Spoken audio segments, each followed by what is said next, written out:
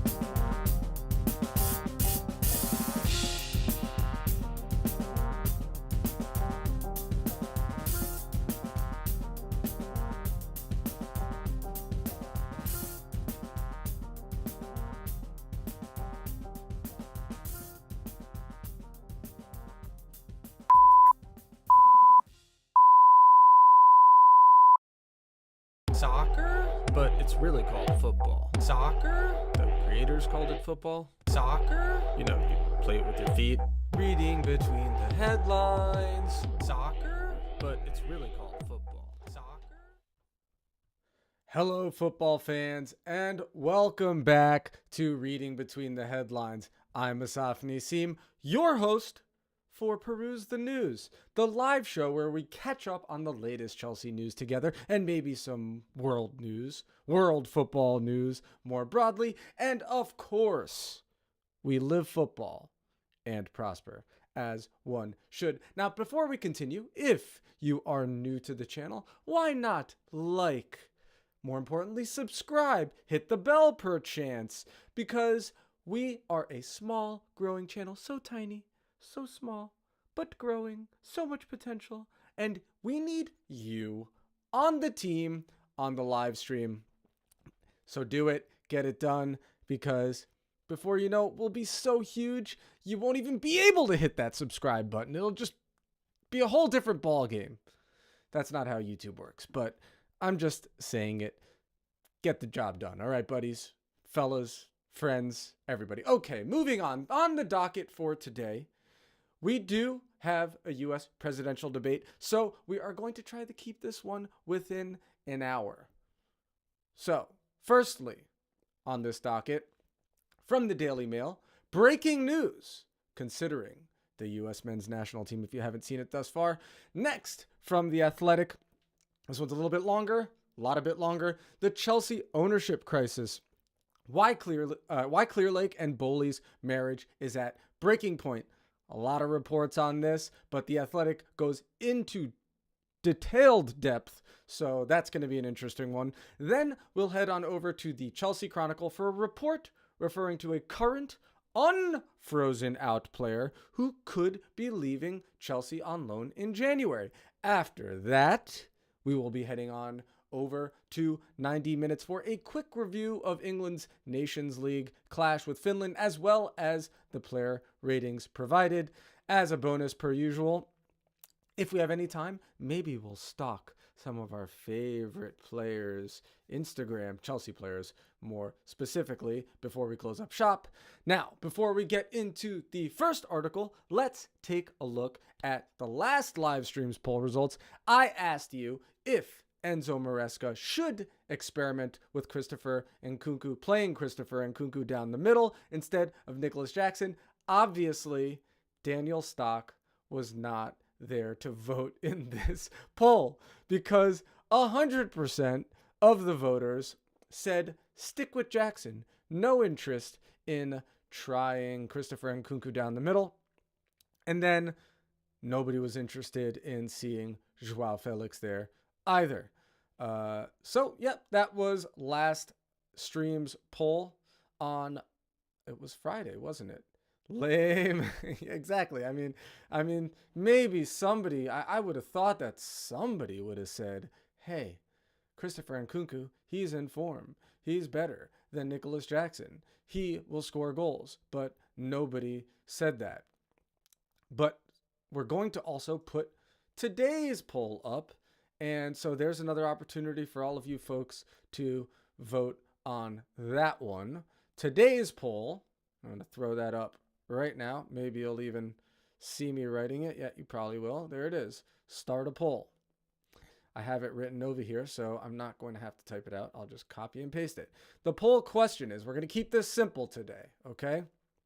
The poll question is, was it a wise decision to sack Mauricio Pochettino, or should he have gotten more time? Okay? Surprisingly, I haven't put this poll out there, and I'm curious what you folks have to say about that. The first option is yes, sorry, not sorry.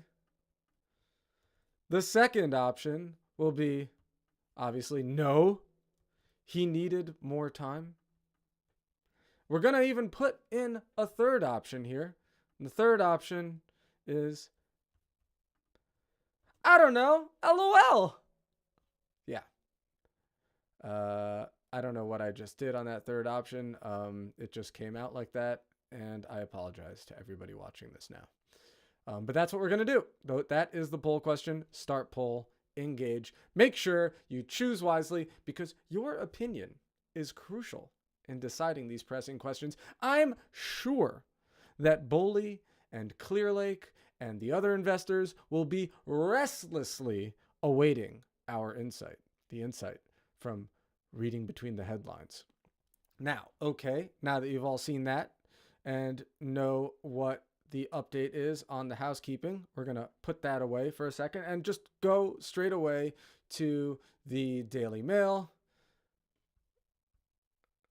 Behind the scenes, I think things weren't working out.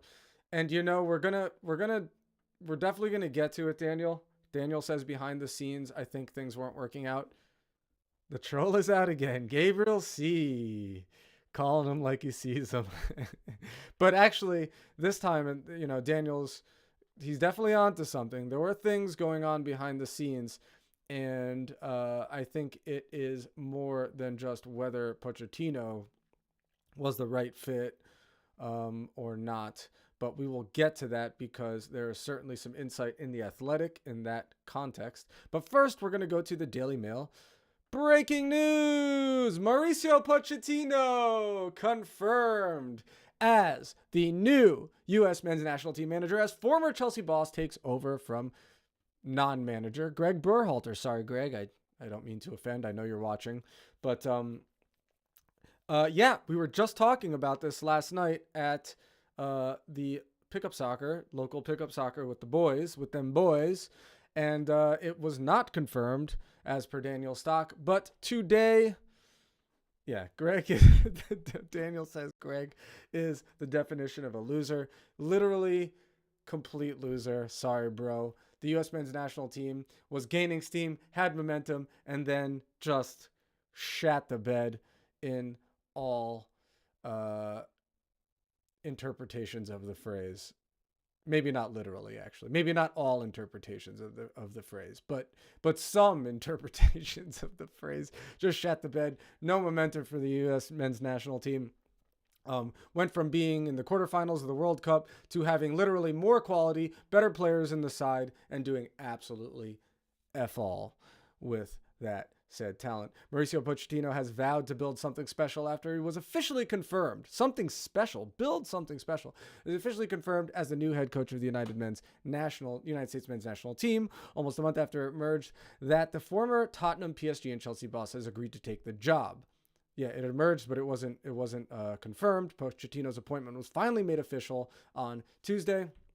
We know he takes over Greg Berhalter, who was fired after a disastrous Copa America campaign that saw the USA become the first host nation in history to be eliminated in the group stages. Not something I'm too keen on being famous for, and I don't think other people were too happy. I was excited about that tournament, honestly. I was down in the Florida Keys. I was enjoying my vacation down with the family, and it just turned out to be crappy viewing for us. In fact, my brother, who was with me, sat in. He's not a huge soccer fan, but he sat down. He was hype about it, and guess what?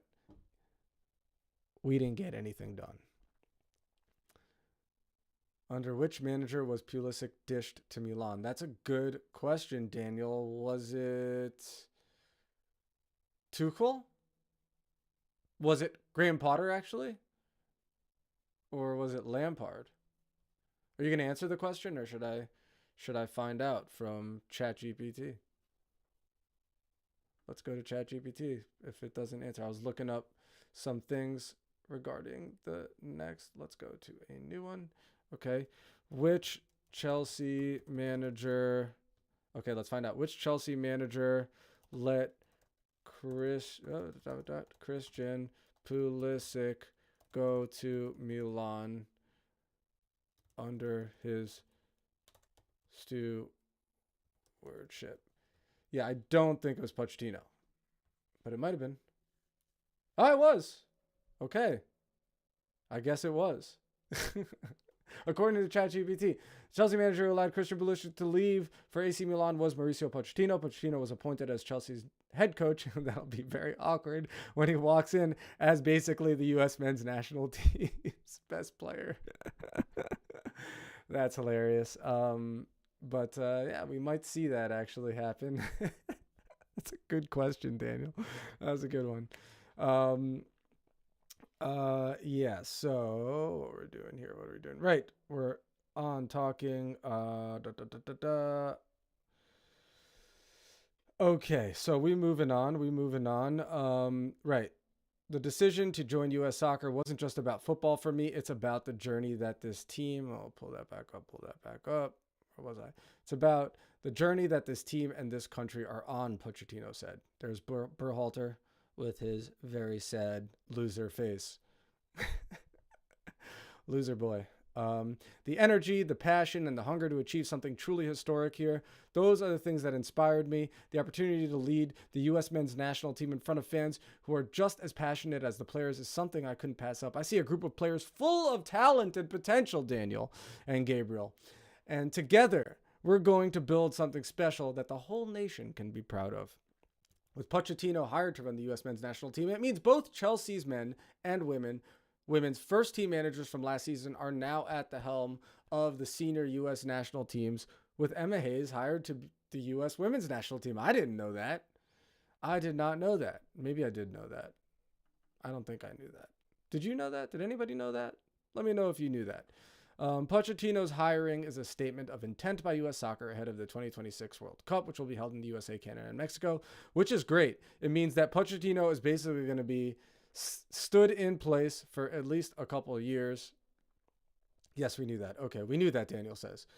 So we knew that, which is great. We're going to see some stability from Pochettino, and I truly believe in his ability as a coach. I think that he can do really great stuff with the young talents coming through Chelsea. Let's see, the appointment was confirmed on Tuesday night, shortly before the U.S. men's national team took on New Zealand in Cincinnati. Obviously, he wouldn't have had much to do with that. Mikey Varis has served as interim head coach for the matches against Canada and New Zealand. Puch's first game in charge comes next month when the U.S. men's national team takes on Panama and Texas. Mauricio is a serial winner with a deep passion for player development. Seriously, he is. I think we all knew that. And a proven ability to build cohesive and competitive teams, said U.S. Soccer Sporting Director Matt Crocker. His track record speaks for itself, and I'm confident that he is the right choice to harness the immense potential within our talented squad. We are thrilled to have Mauricio on board as we embark on this exciting journey to achieve success on the global stage. And as second half just started of that match. Okay. But yeah, I think it's definitely a big step in the right direction for the U.S. men's national team, you have to say. And so, yeah, we haven't had a legit manager since probably, what's his face? German guy, Daniel Klinsmann, Jurgen Klinsmann. And even Klinsmann, I don't think Klinsmann had the type of CV that Pochettino has. So, so this is a big one for U.S. men's national team. And we'll leave it at that. Definitely a big one. And I'm excited. Are you excited? I'm definitely excited. Maybe I should have made that the poll question today. Who's excited for that? But then I wouldn't have been able to read it for the first article. Couldn't be happier to have a real manager in charge again. Ooh, Daniel, singing the right tune. Singing the right tune. Singing to my heart. Okay, let's move on to the big article of the day, which I think is really interesting, because it's really more in depth than any of the other reports that I've seen from any other periodicals, including Daily Mail, including We Ain't Got No History, Chelsea Chronicle. Nobody has gone as in depth as The Athletic, and that's as per usual with The Athletic. With The Athletic. So here we go, pulling it up, and since if you're not a subscriber, well, you can get a free article, I believe, at The Athletic. But anyway, so here we go. We're going to read it, and I have it for you here today. The Chelsea ownership crisis, why Clearlake and Bowley's marriage is at breaking point. The biggest story at Chelsea is finally out in the open, a little more than 2 years after their £2.3 billion takeover of the club from sanctioned Russian oligarch Roman Abramovich. Majority shareholder Clearlake Capital's marriage to co-owner Todd Bowley is in tatters. Rumblings of discontent have been audible behind the scenes for some time, but specific accusations of a breakdown in relations between Bowley and Clearlake co-founder Begdad Eghbali, the most visible and actively engaged member of Chelsea's ownership consortium over the past 18 months, were always denied until now. They've been denied, and now they're out. So now in the wake of a Bloomberg report last week that revealed Clearlake and Bowley are each exploring the ownership options, all parties have for the first time acknowledged the scale of the rift. People familiar with Bowley's thinking say he considers his relationship with Clearlake and Eghbali to be irreconcilable, and others claim that the two men barely speak to one another. Amid the many points of contention, there is a broad agreement that three factors in particular have contributed to fracturing of Chelsea's owners. The first one, a fundamental cultural difference in how the Premier League club should operate, with Clearlake and Bowley each believing the other has sought to unduly influence sporting decisions. The decision to mutually part ways with head coach Mauricio Pochettino, which, as Daniel was referring to earlier, was a significant, reportedly, and it seems this is true, coming from multiple sources. The decision is to mutually part ways with head coach Mauricio Pochettino at the end of last season, which exposed the first public fault lines between Bowley and the club's leadership structure. Bowley didn't want to get rid of Pochettino. He famously, well, you'll see there's more information here, I won't spoil. A lack of tangible progress is the third factor in the stadium project over the last 2 years, with the club not yet resolved on a revamp or rebuild of Stamford Bridge or moving to a nearby site at Earl's Court. I have that here for you folks. You could take a look. Yeah, I'm going to pull this up real quick. Yeah, you can see here's Stamford Bridge, and then here's Earl's Court, just west of it. And so the thought was to somehow involve this in a new stadium build, revamp, whatever you call it. Yeah. So we go back to here. The Athletic. Right. We can reveal that a meeting took place last month when the pair, Mauricio Pochettino and Boli, decided to explore Egbali and Boli to explore their options. Boli and associates had received approaches from investors in recent weeks with a view to buying out Clear Lake, while Clear Lake has aspirations to buy out Boli. Okay, this is going back and forth. To tell the fuller story of how and why things have reached this point, what happens next, and how it could impact Chelsea, The Athletic has spoken to individuals on both sides, as well as those who have observed the breakdown of relations firsthand. All have been granted anonymity to enable them to speak freely. In the 2 years since Clear Lake and Boli's takeover, Chelsea have disrupted and dominated football's global transfer market, committing more than £1.2 billion in transfer fees. Everybody's always talking about that, and generating more than £500 million in sales. Players have been bought and sold at a speed and scale that has been as divisive as it has been dizzying. Yeah, people aren't happy about some of the sales. Conor Gallagher. Boli has been the name most often cited in headlines criticizing Chelsea's transfer policy in the face of online memes, mocking the club for outspending their rivals while laboring in the middle of Premier League titles. Sound like, Man United, perhaps?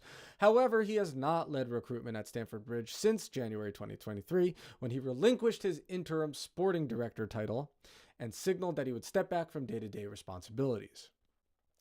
That move coincided with the introduction of a new sporting leadership team at Chelsea, a very inflated one apparently, formally announced at the start of February last year, with Paul Winstanley and Lawrence Stewart confirmed as co-sporting directors. Some drama and reports referring to that. The winter window of that 2022-23 season also signaled a significant shift in the club's recruitment strategy to focus on younger talent prepared to accept lower base salaries as part of longer, heavily incentivized contracts. We've talked about that at length. There you can see Paul Winstanley and what's his face? What's the other guy's name? Lawrence Stewart, right? Yep. Oh, it says down here. Okay. But while Boli stepped back, Egbali remained very active on the sporting side in that January transfer window, flying to Turkey with Winstanley to pitch, of course, the much well-received Ukrainian club Shakhtar Donetsk player on a deal to sign their winger, Mikhailo Mudryk, for an initial 70 million euros. With a further 30 million euros potentially due in performance-related add-ons. You didn't know that, did you? Another 30 million euros for Mikhailo Mudryk. What a great investment. The two men also led the negotiations that resulted in Chelsea paying a British record fee of 120 million euros to Benfica of Portugal for Daniel Stock's favorite player, Enzo Fernandez, on deadline deal of that same window. What a steal, eh, Daniel? 120 million euros for Enzo Fernandez? In the 18 months since, Winstanley and Stewart have continued to work closely with Egbali, who is more engaged in day-to-day operations at Stamford Bridge and the Cobham training complex than any other member of the ownership group, and as the representative of the private equity firm that owns 61.5% of the club's shares, can be considered the most powerful figure at Chelsea. Again, so it's Clear Lake owns 61.5%, and then Boli shares the rest of the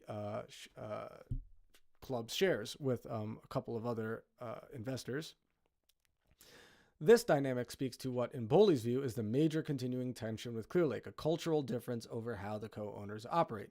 Boli's approach, as evidenced by his work with Major League Baseball's Los Angeles Dodgers, is to hire specialists and allow them to get on with their jobs, while Clear Lake, particularly Egbali, has taken a role considered by Boli to be micromanaging. A source close to Boli's side described Egbali as being obsessed with player trading. He ain't doing a great job if that is the case. I don't think a lot of people are too happy with this, and we will hear a little bit more about that.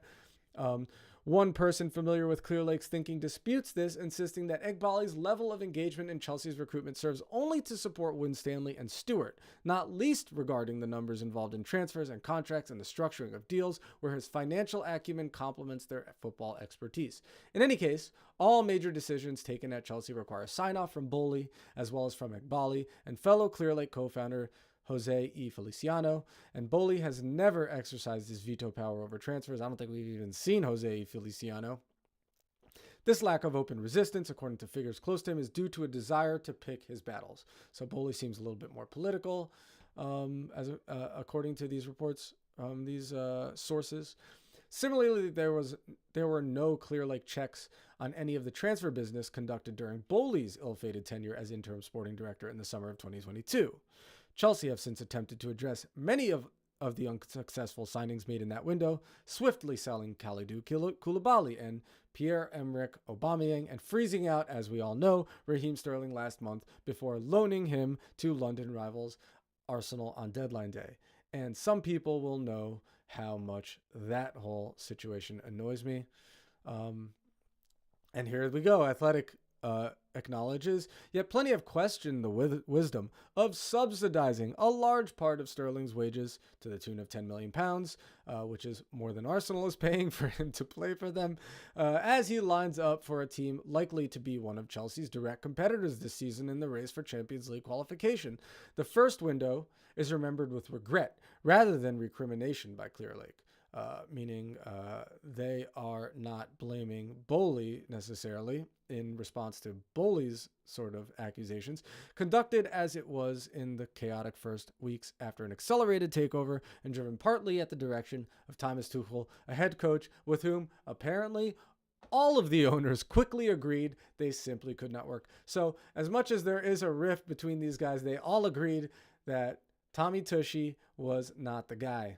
Pochettino, I don't even know. I'm getting texts from people, freaks. Just right in the chat, people texting me. Right. Pochettino was a very different case. In the second half of May, as speculation surrounded the Argentinian's future at Chelsea, with an end-of-season review conducted by Winstanley and Stewart looming, Boley made public announcements at the Sportico Conference and Qatar Economic Forum that appeared to advocate for keeping him on as coach. So that obviously is one of the problems. Quote, the number one thing is you have got to be patient, Boley said at the latter event when asked about Chelsea's strategy. You are putting something together and expecting it to come together really quickly. But the reality is that anything really good takes a little bit of time. Yeah, it's all good, Daniel. I got you. Patience was always a thought for us. This is a young and exciting team that will be together for a long time. No. If you look at franchises that dominate for a long time, they have real stability in the team, front office, and coaching staff. And to be fair, this is me talking here. If you're doubting any of these, the quibbles back and forth, there's things being said about either side from either side. These were things that Boley said quite publicly, and it came out of his mouth directly. So if you're wondering the sort of complexion of the situation, the complexion of the characters of the involved parties, it's clear that Boley openly, publicly was supporting Pochettino, was saying we need stability. We're not looking to chop and change, but we've been seeing a lot of erratic chopping and changing. So the question is, so there's not really, it almost seems like there's not really a question as to who is responsible for the chopping and changing.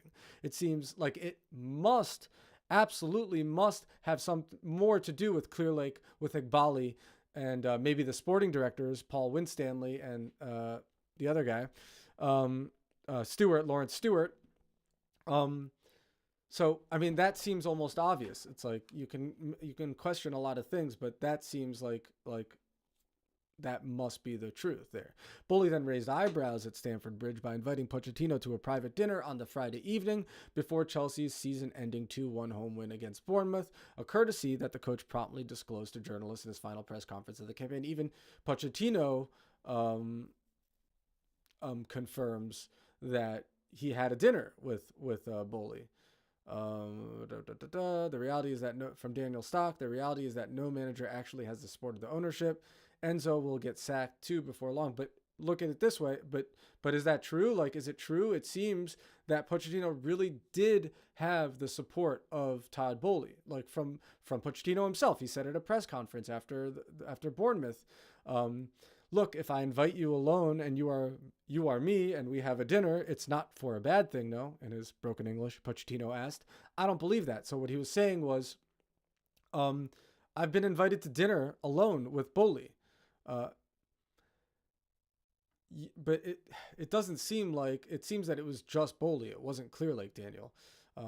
And it seems that there really was a divide in how to go about things, that Boley was more interested in stability.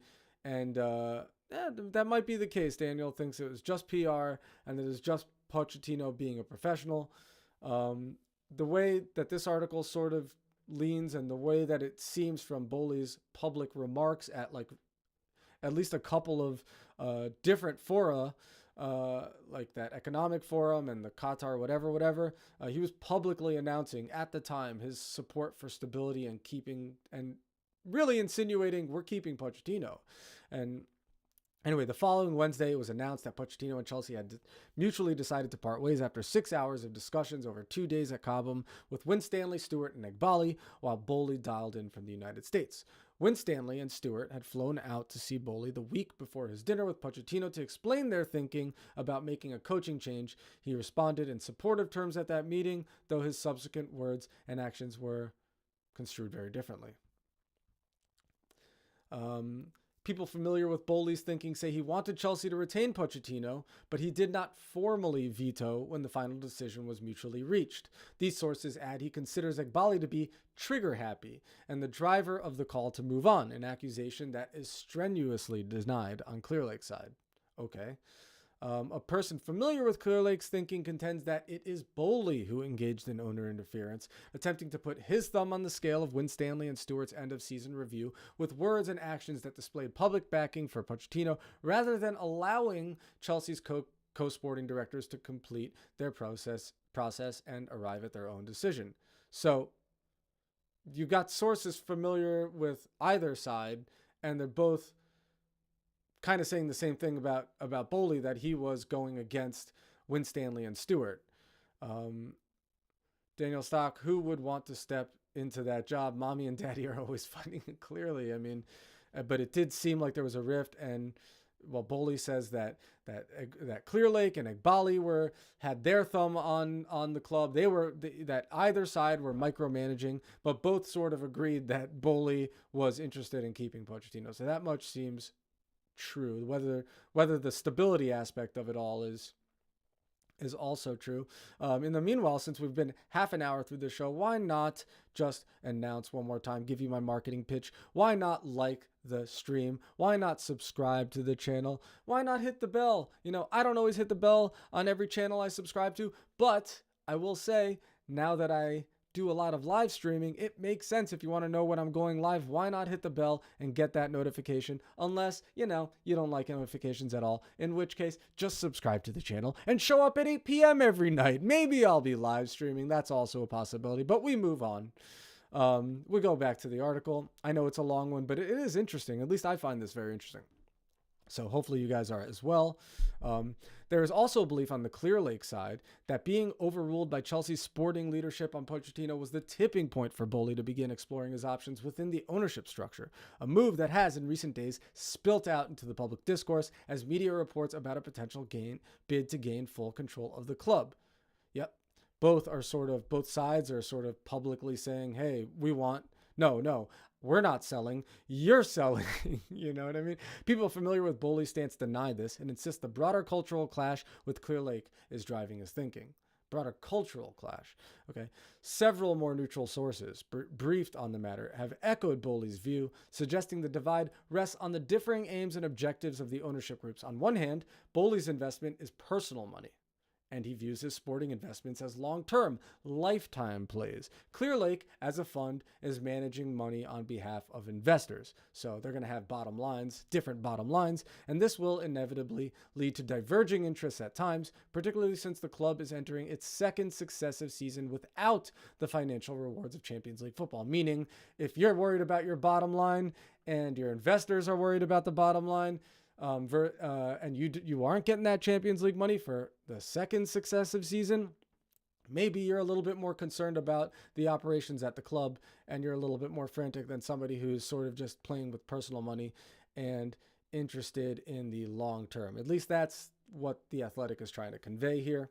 The question is why the parties did not see this tension coming when they came together to buy out Abramovich in 2022. The answer to that, according to people familiar with the owners, is that all parties were under time pressure to bring together a consortium to buy a club put up for auction by the UK government following Russia's invasion of Ukraine and the sanctioning of Abramovich, which is a convenient but logical perspective on the situation, interpretation, if you will. While Clear Lake and Boley had done deals together, they had never operated a business together. A risk was taken and it has flatly backfired. The tensions between Boley and Iqbali tested Pochettino's patience during his tumultuous single season as head coach at Stamford Bridge, and the way his departure played out exposed the fault lines among Chelsea's owners, which have now fractured. So, big part, Pochettino. I'm sure Boley is sour about that. On their arrival at Chelsea in 2022, Boley and Clear Lake signaled that they expected to communicate a stadium plan by the end of the calendar year. That self-imposed deadline was extended to the summer of 2023, then sometime in 2024. More than 2 years into their ownership, the vital question is what to do with Stamford Bridge and potentially the tantalizing former Earls Court Exhibition Center site less than a mile away still has no answer. Trump should buy. Gabe says Trump should buy Chelsea. Maybe he should bring that up, and they should bring that up in the debates. Bit of a trolley thing, but man, I mean, if Trump bought it, if anybody, single party bought it, you'd seem to have a little bit more. I mean, let's be honest. It's been crazy. This season has been crazy. The transfers have been crazy. Things have just been a little wild, and this all makes perfect sense, which makes it a great read, even if some of it's not necessarily true, I guess. But it does seem it's logical, right? For the first year of their ownership, the project was being led by two of Boley's trusted associates, Jonathan Goldstein, a London property developer and fellow Chelsea board member, as well as chief executive investment firm Kane International, was front and center with Janet Marie Smith, executive vice president of planning and development for the Dodgers, and listed as a prominent consultant. Goldstein personally handled the purchase of that 1.2-acre Sir Oswald Stoll mansion site that I showed you over there, adjacent to the stadium in July last year, as well as representing the club at several meetings with key stakeholders and supporter groups. But things changed in October with the appointment of Jason Gannon. That October. Okay. Former managing director of the state-of-the-art SoFi Stadium in Los Angeles, as Chelsea's chief operating officer. Gannon, who was promoted to club president and chief operating officer, as we know, last month we reported on that,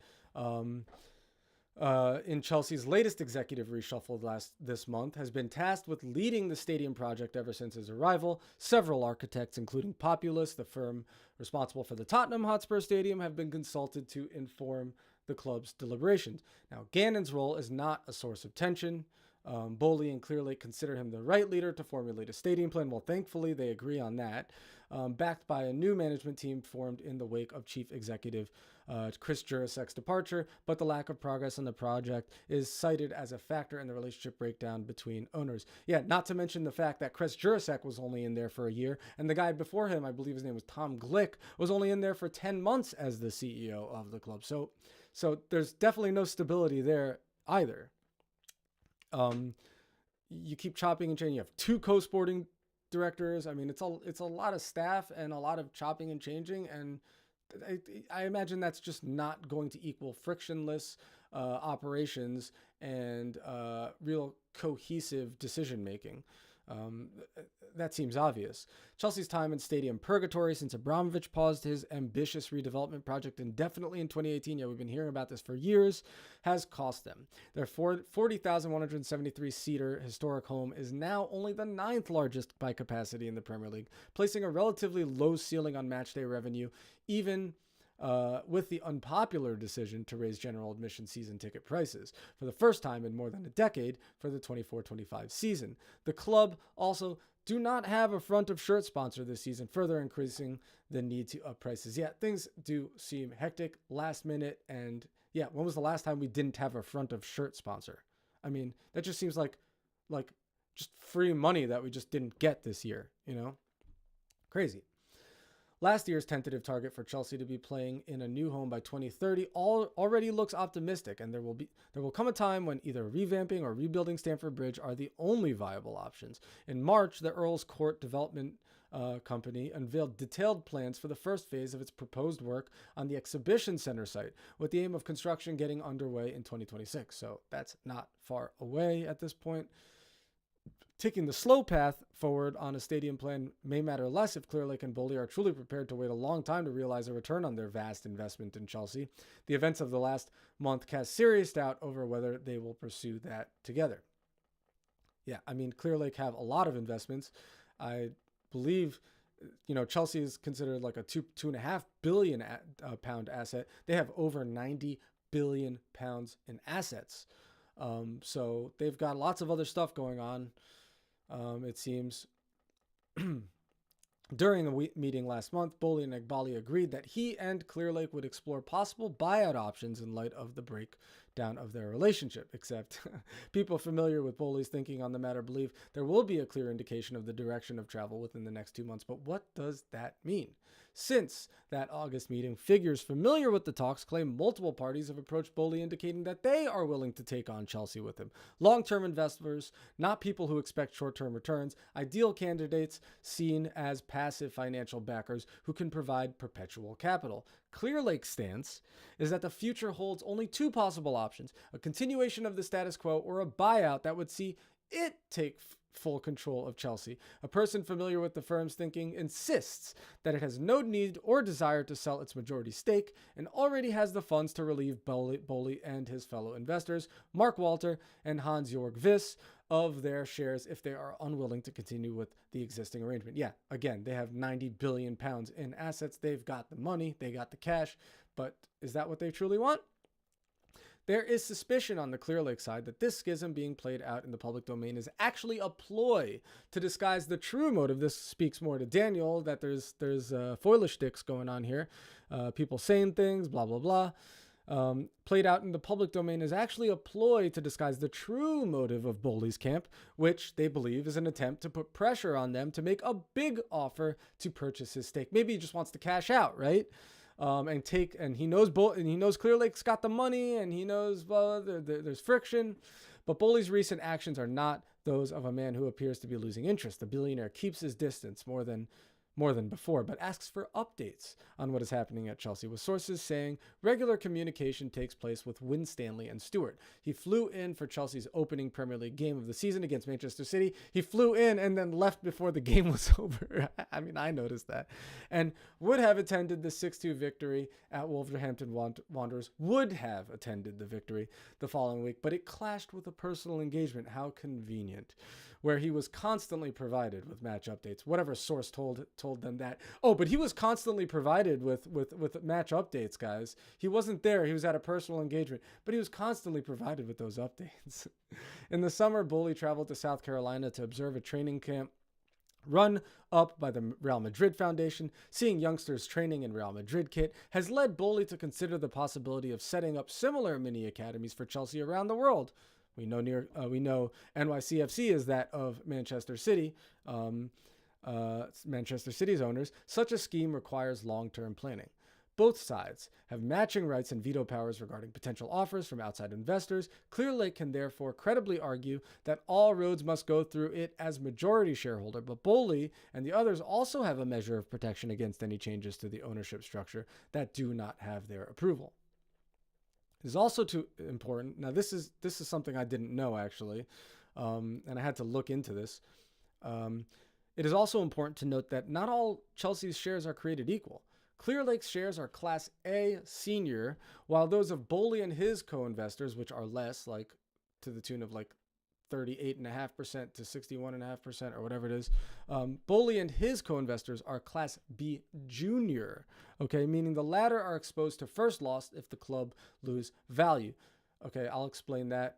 Despite this difference in shares, however, Bowley, Walter, and Wyss would be guaranteed the same rate of return on selling their stakes at Eghbali, as Eghbali, Feliciano, and Clearlake investors would receive for relinquishing theirs. So if they sell, they're entitled to the same amount of compensation as the majority investors. But the differences with this Class A and Class B is that let's say the club was worth 1.5 billion, right? And then it loses valuation and it goes down to like 1 billion. Then and let's just, for the sake of explaining this, say that Boley has 50% and Clear Lake has 50%. Then Clear Lake would get paid out their £500 million first, and that would be not considering any debts that the club owes, or any closing fees and situations that that transpire during the sale. I mean, the terminology might not be right on, but if the club has any debts, first the Class A shares are paid out, and then the Class B shares are paid out with the rest. So if they have like £200 million in debts, conceivably, Chelsea will only get or Boley and his people will only get, Daniel hates that I'm explaining this, will only get £300 million. So the point is that their shares are much higher risk and are not as driving in the considerations of what to do in the club, it seems. Exploring the mechanics of selling is appropriate because while the events of recent days have been described as the breakout of civil war in the boardroom, it is every bit as likely to be the bruising prelude to a fierce negotiation. And it does matter. These things do actually matter, Daniel, okay? When it comes to negotiating a sellout of your stocks, they're not worth as much. Exactly. Boley has much more risk, and so do his investors, Walter and Viss. So his shares are, while valued at the same, are not actually worth as much when negotiating. Clear Lake and Boley have set out their respective stalls, but posturing with an exaggerated level of conviction is part of high-level business. So as Dan was saying earlier, Dan is so active here, that a lot of this could be posturing, and there's a lot of analysis that goes into this, but much of it could be posturing. Boley could be looking to sell. Clear Lake could be just sick of it and wanting to sell and just give their investors a return, because it's not like the club's valuation went down. It's still up around £1.5 billion, probably more by now.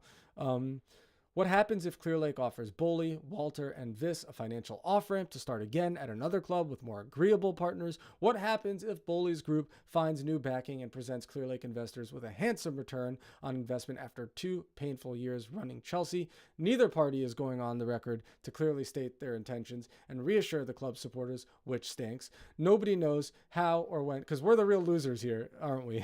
What is clear, however, is that the public litigation of these grievances only deepens the sense of disorientation instability Chelsea have failed to escape since the for sale sign went up outside Stamford Bridge more than 2 years ago. And it's hard to disagree at this point. The comments are hilarious. It's like a TV series at this point. I look forward to the Succession style HBO series in a couple of years about Chelsea FC. That would be something, wouldn't it?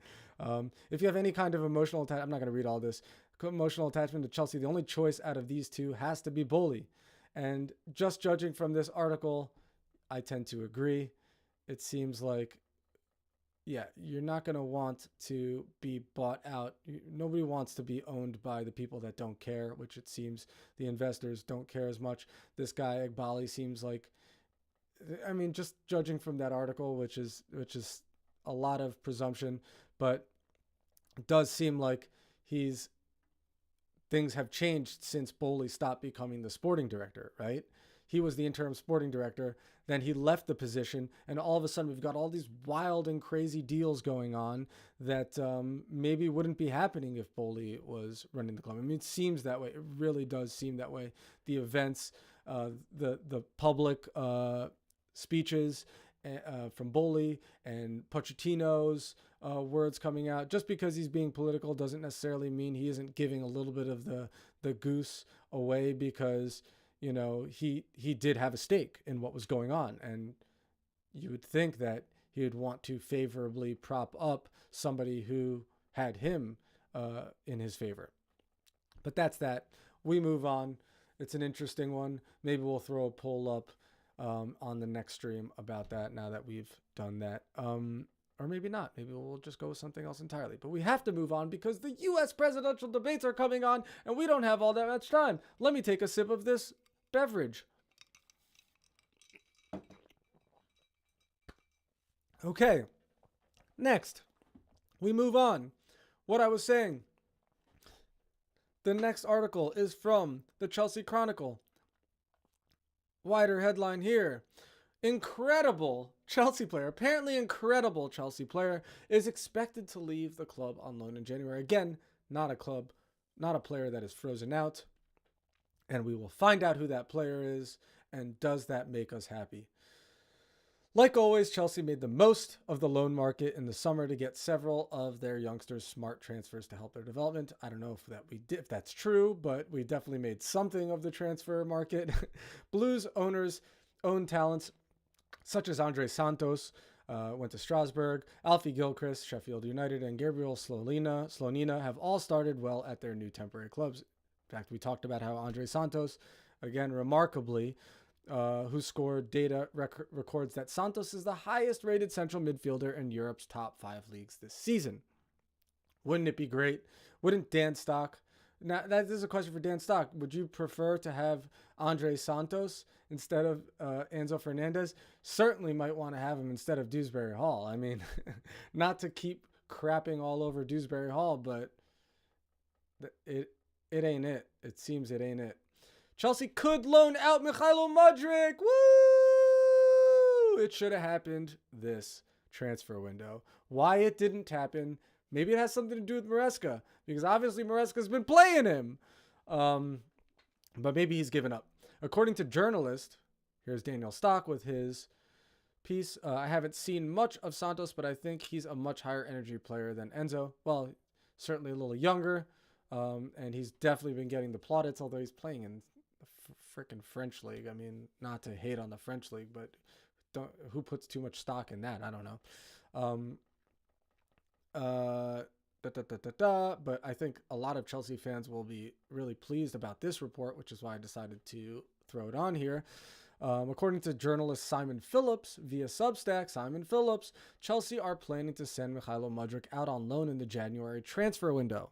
It is explained that the expectation is the 23-year-old winger will join a new club in January, likely on loan.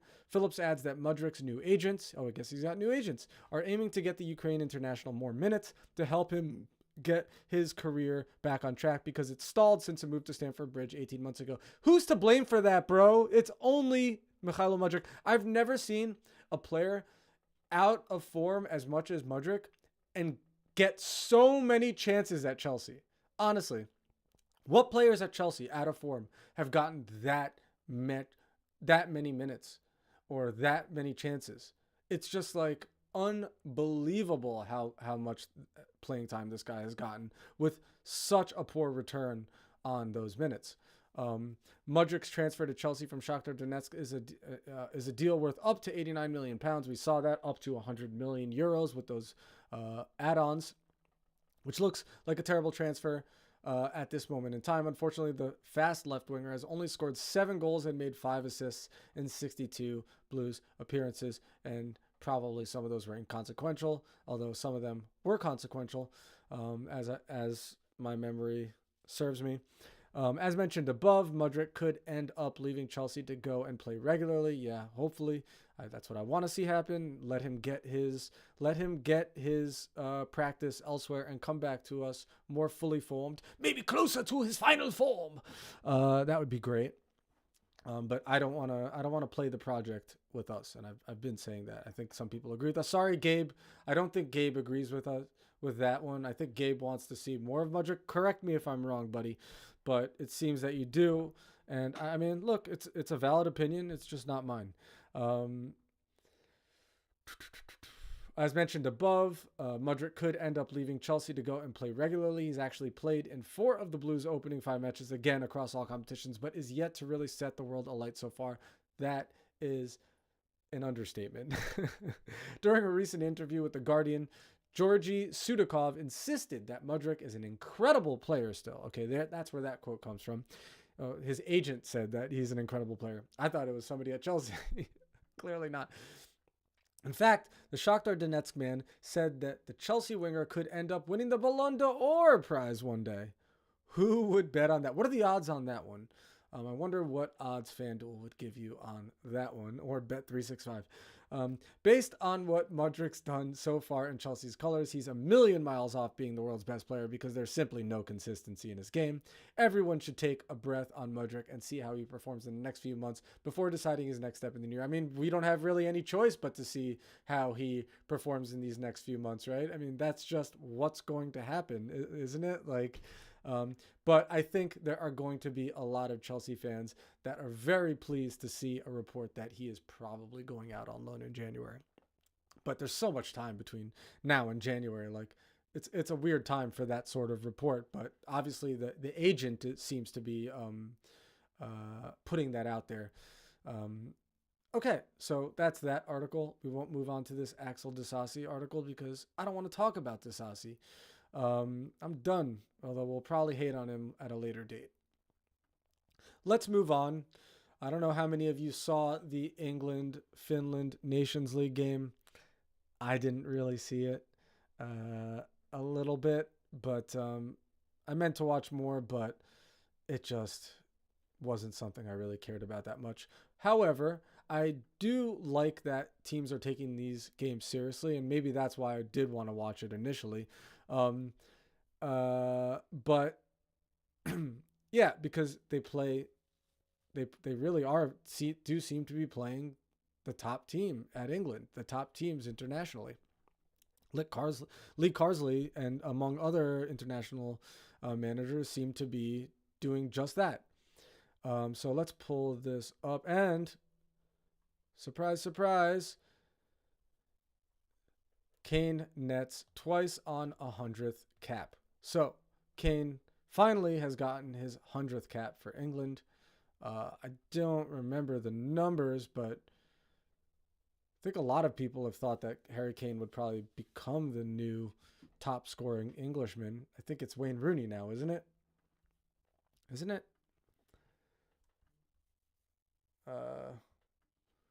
Who has the most goals in English international history? Okay,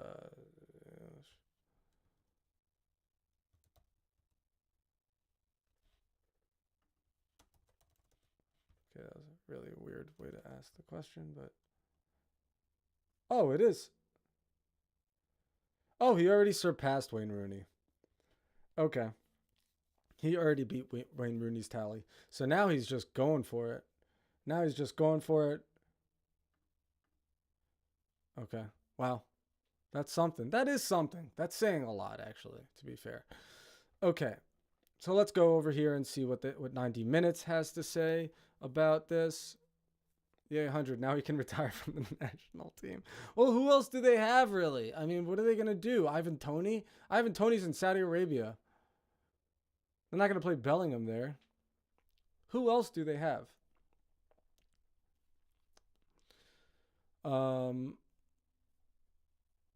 Harry Kane celebrated his 100th England cap with 2 goals to fire England to a 2-0 win over Finland in the UEFA Nations League. True. I do like Ollie Watkins. Daniel Stock says Ollie Watkins. I'm a fan of Ollie Watkins. Is he better than Harry? Well, I don't think he's better than Harry Kane now. I don't think anybody would really say he's better than Harry Kane, but he's definitely I think he's maybe a more versatile striker than Harry Kane. Harry Kane has like one style. He's like knock it down, sort of focal point, doesn't run in behind striker, and sometimes he comes deep and plays as a midfielder, oftentimes, right? That's his style, and it seems to actually have been probably one of the factors that prevented England from winning the Euro Cup, in my opinion. I mean, they just couldn't play a different way. They just played so narrow with him and no true wingers on either side. And whenever Ollie Watkins came on, like the game opened up a little bit. When Ivan Toney came on, the game opened up. So yeah. there's probably something to be said there for maybe letting Ollie Watkins take the lead, but I mean I don't think we're necessarily there yet. I don't think it would be hard for somebody to convince Carlisle to could have used Sterling Daniel Stock. Now he's just trolling. Which is no surprise. The Bayern Munich striker, who had a first half header ruled out for offside, fired home twice in the second half to steer Lee Carsley to a second consecutive win as England interim manager. How the game unfolded. England, I'm going to make this quick. England were predictably dominant in the opening stages. Bukayo Saka was at the heart of a goal-mouth scramble just 4 minutes in, but it took 20 minutes for the Three Lions to manage their first shot on target. Likely story. Kane found some space, but saw a fierce strike denied by Lucas Hradecky. The Bayern Munich striker did have the ball in the back of the net moments later, connecting with a diving header. Yeah. Dan. Dan criticizing me for that. With a diving header, but the offside flag quickly canceled the festivities. While it was largely one-way traffic, Topi Keskinen did have Jordan Pickford scrambling and perhaps should have assisted an equalizer, opting to shoot despite the cries of an unmarked Teemu Pukki, who we all know, who scored a heck of a lot of goals in the championship that one year before Norwich got promoted to the Premier League, and then he proceeded to barely score any in the Premier League. Actually, no, he did score some. I don't remember how many it was. Saka blazed over from range as England pushed to make something of their vast possession before Trent Alexander-Arnold had fans off their seats with a low drive that drifted agonizingly wide of the post. As halftime arrived, England found themselves sat on 77% possession, but with just 2 shots on target, having failed to break down a stubborn Finland defense. Kane's low free kick stung Hradecky's gloves early in the second half, and the Finland goalkeeper had to be alert to deny both Anthony Gordon and Kane again, but there would be no denying England's latest centurion on the 57th minute mark. After shifting away from his defender, Kane crashed a thunderous effort from the edge of the box while flashing. Sorry, just got a call that interrupted my beautiful reading here.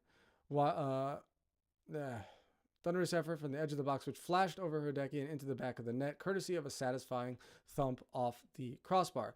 Kane added his second with 15 minutes to go, collecting a cutback from debutant Noni Madueke and curling perfectly into the back of the net to remove any doubt from the result. Okay. Player ratings: Jordan Pickford 6 out of 10, big surprise. Trent Alexander-Arnold 9 out of 10. Since we're running out of time, we're just going to go through these. Ezri Konsa, 6 out of 10. John Stones, 6 out of 10. Rico Lewis, 7 out of 10. Declan Rice, 6 out of 10. Angel Gomez, 8 out of 10. Calm and composed in midfield, brought excellent vision to keep England ticking. We haven't really seen him play much. That's interesting. Bukayo Saka, 7 out of 10. Grealish, 7 out of 10. Gordon, 7 out of 10. Harry Kane, 8 out of 10. I mean, he did score 2 goals, to be fair. And the substitutes: Colwill, 6 out of 10. Well, that's interesting because he has been really pumped up lately. Noni Madueke, 7 out of 10. And Eberechi Eze, 6 out of 10. Okay. That's that. Guys, it's been great. It's been fun. We're not going to check out our favorite players' Chelsea Instagrams because we do have this U.S. presidential debate, and I did promise to keep it within an hour. We're going over just a little bit, but that's okay. I'm sure you'll all forgive me. They never start on time anyway, do they? Or maybe they do, and I have no idea when U.S. presidential debates start. Before you leave, I'm just going to make my marketing pitch one last time because I'm trying to do a better job at this. But please like the stream. More importantly, subscribe to the channel. Maybe hit the notification bell if you want to know when I go live, and I have been going live a lot lately. But I hope to see you guys in the future. It's been fun growing this channel, and I'm acting like it's stopping. No, we're going to continue growing this channel. It is continuing to grow, and it is so much fun. So much fun to be here with you, trolls and happy, joyful interlocutors alike, and those who are pretty neutral, even the lurkers. I respect the lurkers. That's fine. You want to lurk? Please lurk. Go ahead and lurk. Just like and subscribe to the channel while you are lurking, please. But until next time, guys, I really hope that you all enjoy the U.S. presidential debates, and that you, more importantly, live football and prosper. Peace. Soccer? But it's really called football. Soccer? The creators called it football. Soccer? You know, you play it with your feet. Reading between the headlines. Soccer? But it's really